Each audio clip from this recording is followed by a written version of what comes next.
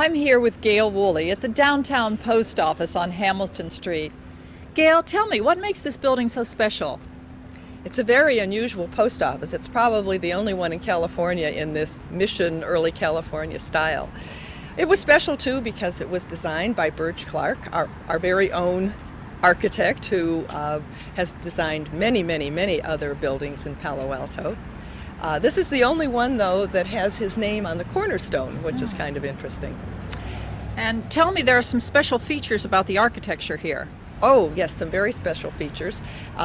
You'd notice the arcade most prominently in the front of the building, also the red tile roof, and in many places there is wrought iron grille work, and not only on the outside of the building, but also on the inside of the building. In fact, I never mind standing in line at the downtown post office because there's so much to look at. In fact, sometimes I want to be a docent and point out to the other people in line, look up.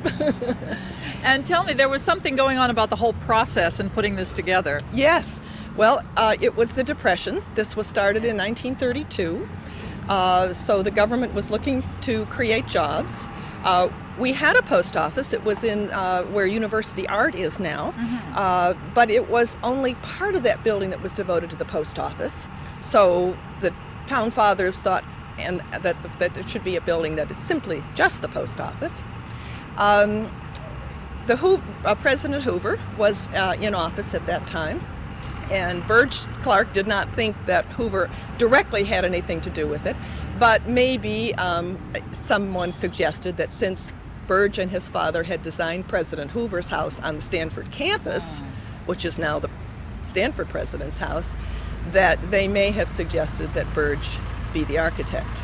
There was also a movement in government to use local architects. And Birge Clark is really as local as you can get. I understand he went to Pali. What are some other things you know about him? Well, he was on the faculty at Stanford for a number of years, and he was really, for many years, the only architect in this area. So he designed many buildings. Do you have some idea of the number of buildings he designed? I think it's over 200, many on the campus and many down. Our favorite ones, like the Lucy Stern Community Center, That's right. Are his. The 500 block on Ramona Street downtown, most of those are his. Thank you, Gail. And for more information about Birge Clark and Palo Alto history in general, contact the Palo Alto Historical Association.